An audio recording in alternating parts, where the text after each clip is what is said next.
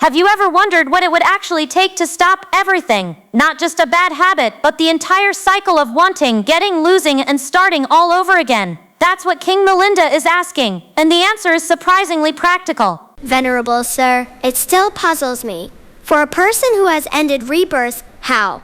What is the actual switch that gets flipped? What kind of mind work makes this possible? It is a language barrier between Pali and English, so I will try my best to explain in a way that's easy to understand. The Pali word here is yoniso-manasikāra. Let's call it wise attention.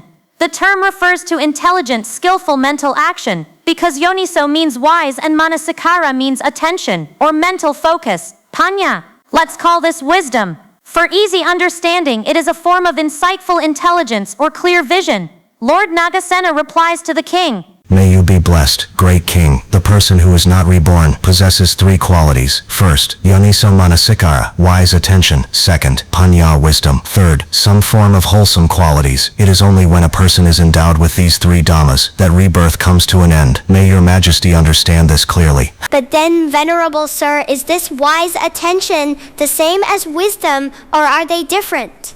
May you be blessed, great king. They are not the same. Wise attention is a mental formation, and all animals have it, but most animals do not have paññā, wisdom, or insightful intelligence. For example, a dragon, despite being able to transform into a human, cannot attain any level of enlightenment because it lacks paññā.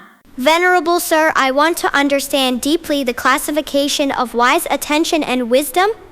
Listen well, your majesty. Wise attention has two classifications. First, it initiates the effort. It's the starter. We call it trying hard work, or focus on something. Second, it seizes the object of thought. It's the aim. We call it capture, adoption, or knowing. As for wisdom, it has only one classification. It is of the nature of cutting. It is both vision and insight. We call it realization, full comprehension, or crystal clarity. May your majesty understand this clearly. Is that so, Venerable Sir? Please give me a clear example. Compare wise attention and wisdom for me, so I can truly understand their difference in this matter.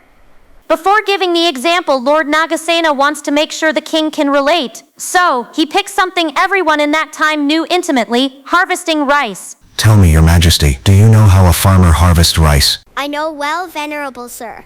How does the rice harvester do it, your majesty? When harvesting, the farmer presses down a bunch of stalks with his left foot. He gathers them firmly with his left hand. Then, with his right hand, he takes a sickle, draws it to the base of the stalks, and cuts them cleanly. That, Venerable Sir, is how rice is harvested. Precisely, your majesty. That left hand, which gathers and holds the sheaf of rice steady, that is like wise attention. It seizes the mind's focus. It directs it and holds it on the object, preparing everything for the next step. And the right hand, which holds the sickle, draws it close, and cuts the stalks cleanly at the base. That is wisdom. There it is, the perfect team. Wise attention is the left hand. It grabs and points your mind. Look here. Focus on this problem, this feeling, this thought.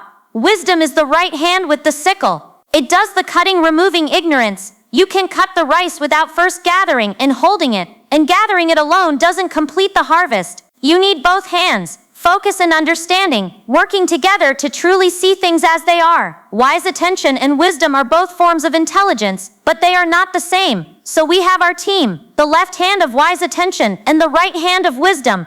But here's where it gets really important and where people often get confused. They are not the same thing. If Elder Nāgasena hadn't made this distinction so clearly, students of the Dhamma would mix them up. They'd mistake the preparation for the result. They'd think the act of focusing wisely is wisdom itself. Let me give you a modern example. Think of a crow. People say a crow is clever because it can figure out how to get food from a tightly closed jar. It might use a stick or tilt the jar. But is that wisdom? No. That's a refined form of attention, sharp, learned, and instinctual. It's attention in action, not wisdom. The crow is focused and solves a practical problem, but it doesn't have the cutting quality of wisdom. It can't cut through the root of delusion about life itself. Let's be precise. Attention is a mental formation, a basic function of the mind that occurs with every single thought. Its job is simply to place the mind's focus on something. What makes it wise or unwise is what it's teamed up with.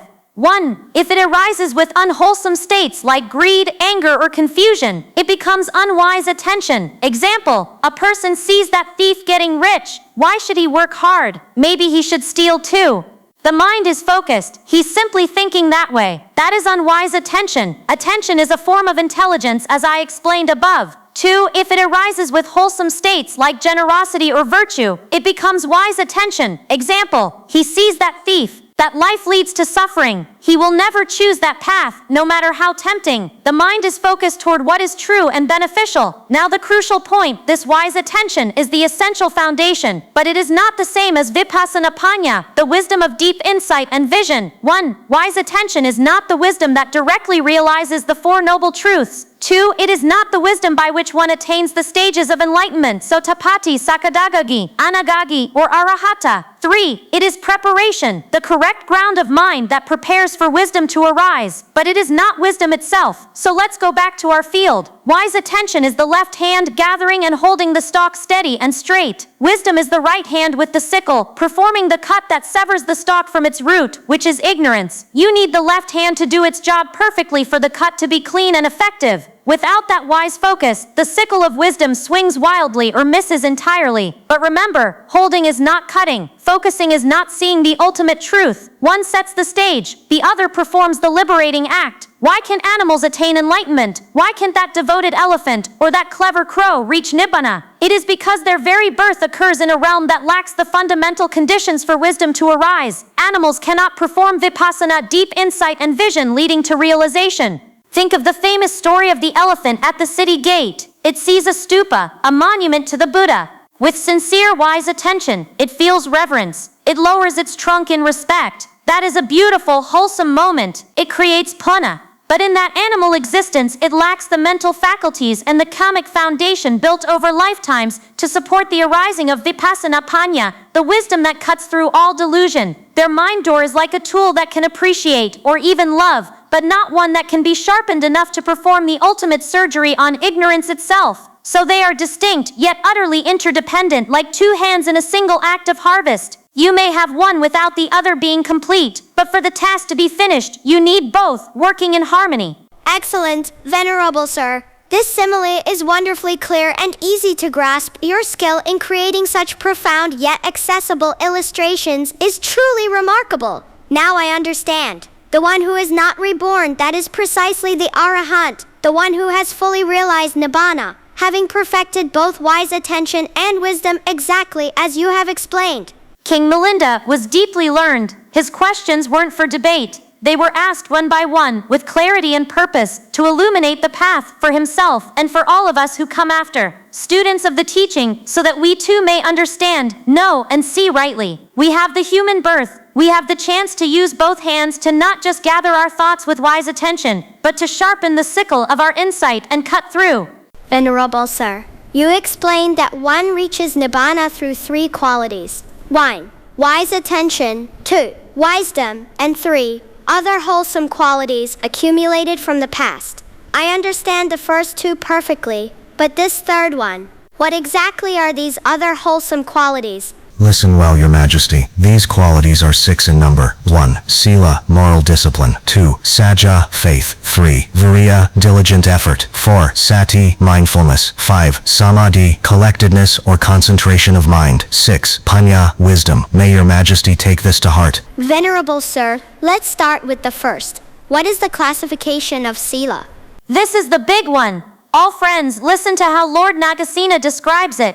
This teaching is quite profound, so I will clarify the meaning of the Venerable Nāgasena's words, particularly the Pali terms involved. Sila is the foundation. It is the firm ground. It is the supporting base for all wholesome qualities. It is the basis upon which the 5 spiritual faculties, Indriya, the 5 powers, Bala, the 7 factors of enlightenment, Bojjhanga, the 4 foundations of mindfulness, Satipatthana, the 4 bases of psychic power, Idhipada, the 4 jhanas, the word jhanas meaning the greatest achievement in meditation. Once you access them, you can walk or run while in the state of jhana. For example, bhikkhus travel to the Deva realms or hells through jhana. The 8 liberations, Vimokkha, Samadhi, and the 8 attainments, Samapatti, all arise and remain unshaken. When a person is firmly established in Sila, none of these wholesome qualities perish. They flourish, like plants rooted in deep, fertile, well-watered earth. Let's make that concrete. Think of Sila as 1. The clean, sturdy plate that holds all your nourishing food. Without it, everything just spills on the ground. 2. The solid foundation for a grand, beautiful palace. No foundation, no palace. 3. The hard, level ground. You can't build anything stable on mud or sand. Please, Venerable Sir, give me an example. Very well, Your Majesty. Imagine a mighty banyan tree on the bank of a great river. Its roots drill deep into firm earth. From this foundation, it grows a strong trunk, vast branches, lush leaves, flowers, and fruit. It shelters birds, feeds travelers, and stands unshaken through storms. Now, if that same tree were planted in loose sand, or in water with no soil, could it ever grow tall and strong? No. Without solid ground it would topple, it would wither. So too all wholesome qualities, mindfulness, concentration, wisdom, faith, and energy, are like the branches and fruit of the Dhamma tree, but Sila is the earth in which they take root. Without Sila, even great learning or momentary calm cannot lead to liberation. It has no anchor. It collapses. But with Sila as your foundation, every other quality flourishes, and the fruit of Nibbāna becomes attainable. So ask yourself, what is the ground of your mind right now? Is it firm, honest, and pure? Or is it loose, shifting sand, whatever feels easy in the moment? Because whatever you plant in sandy ground, even the seeds of wisdom, will struggle to ever truly stand tall. Venerable Sir, please offer another example. My heart is not yet satisfied. Listen well, Your Majesty. Consider every seed in the world, from a mighty mango, to a humble grain of rice, to a tiny lotus seed. Countless forms, but not a single one can sprout, grow roots, or become a mighty tree unless it is placed upon the earth. The most potent seed, cast onto stone or into water, will wither, but the humblest seed planted in fertile soil will rise up. It will bear leaves, flowers, fruit, and give shelter for generations. So it is with our inner qualities. Your confidence, your effort, your mindfulness, your concentration, your wisdom, these are all seeds, but Sila is the earth. Without this ethical earth, none of the 5 spiritual faculties can take root and mature. 1. The faculty of Saddha, faith that trusts the path. 2. The faculty of Virya, energy that never gives up. 3. The faculty of Saddha, mindfulness that guards the mind. 4. The faculty of Samadhi, concentration that steadies it like a mountain. 5. The faculty of paññā, wisdom that sees the truth. This is one of the most vital truths of the entire path.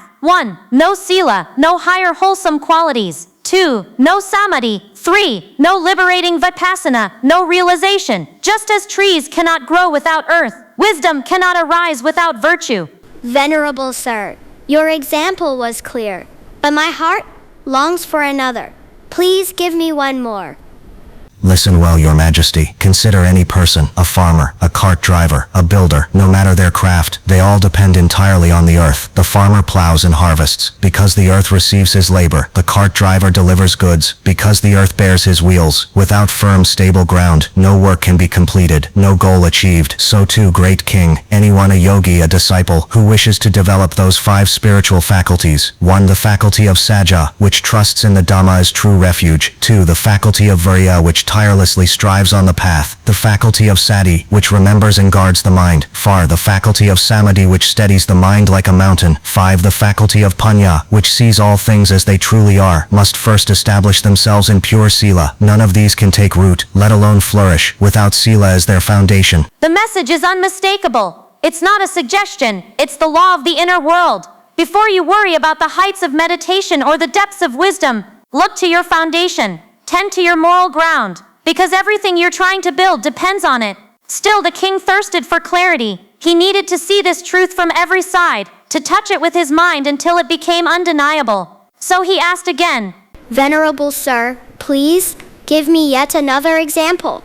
Imagine, Your Majesty, a skilled performer, a dancer, acrobat or musician, trained in many arts, leaping, balancing, playing instruments or singing. When they wish to display their skill, what is their very first act? They seek a clean open space, they sweep the ground, they remove every stone, every thorn, every pit, and every piece of debris. They make the surface smooth and level. Only then, on that pure and safe stage, do they leap, twirl, sing or play with grace, confidence, and joy. So too, Your Majesty, a noble disciple with pure Sila has cleared the ground of the mind. They have removed the thorns of greed, hatred, and delusion. They have filled the pits of negligence and wrong livelihood. They have created a mental space fit for the performance of Dhamma. Only on such ground can 1. Confidence arise without doubt, 2. Effort exert without restlessness, 3. Mindfulness guard without distraction, 4. Concentration settle without agitation, 5. And wisdom illuminate without obstruction. This point must sink in. You cannot cultivate deep calm or liberating insight on a mind stained by broken sila. Just as a dancer cannot perform on a field of sharp rocks, a meditator cannot attain stillness on the unstable ground of regret and guilt. Sila is not just a list of don'ts. It is the act of preparing the stage. It is the prerequisite for the real performance of your spiritual life to even begin. Sila is not merely moral restraint. It is the ground of all spiritual possibility. Still not fully satisfied, the king said,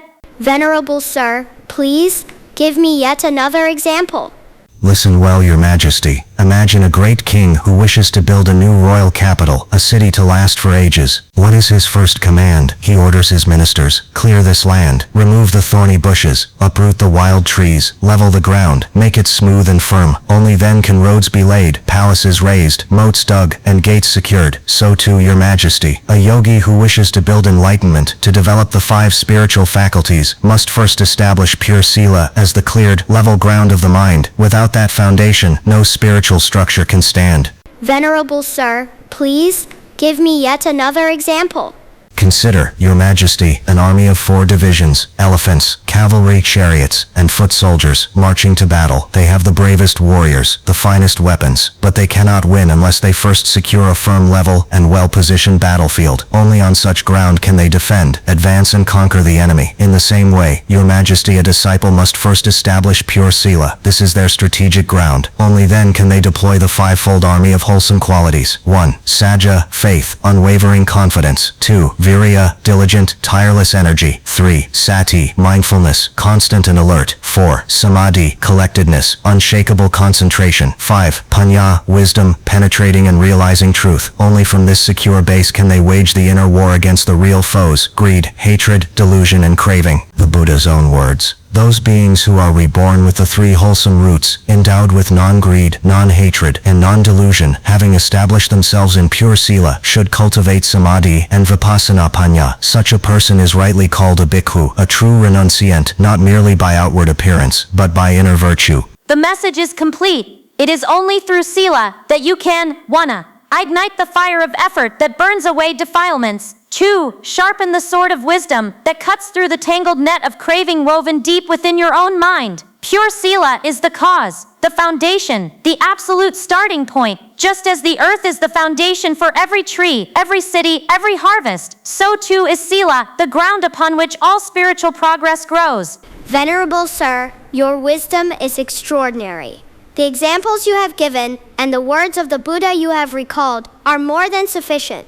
Now I truly understand. And so do we. The examples: a tree, a seed, a farmer's field, a performer's stage, a king's capital, an army's battlefield, all pointing to one non-negotiable truth. Everything worth building in your mind and heart needs solid ground to stand on. That ground is sila, your moral foundation. Tend to it, clear it, level it, protect it, because your entire spiritual future, your peace in this life and your destiny in the next depends on it. Even if you wish to be reborn in the Deva realms, or in any heavenly abode, you must first establish sila and generously give to accumulate paññā. Without sila, no amount of wishing or ritual can lift you upward. Understand this clearly. Sila itself is the highest form of sacrifice. In some traditions, people believe they must kill animals to please the gods, offering blood as a lamp, a gift, or atonement. But such acts are not merit. They are heavy, unwholesome karma, rooted in dosa and delusion, and they lead not to heaven, but to suffering. By contrast, a single day of holding sila, even if that person passes away that very night, carries immeasurable paññā. The merit of pure moral conduct cannot be compared to any ritual of killing. In fact, if someone dies on a day of perfect sila, even if other unwholesome karma pulls them toward lower realms, that sila may soften their destination, perhaps allowing rebirth as a peta, ghost, with some remnant of dignity, rather than immediate descent into the hells. Only the 5 anantaraya karma, the heaviest of unwholesome acts, override even the power of sila, for they bear immediate and irreversible fruit. So do not seek merit in violence, seek it in restraint, in not harming, in honesty, in purity of body, speech, and mind. May you, dear viewer, walk this path with confidence. May your sila be your shelter in times of confusion.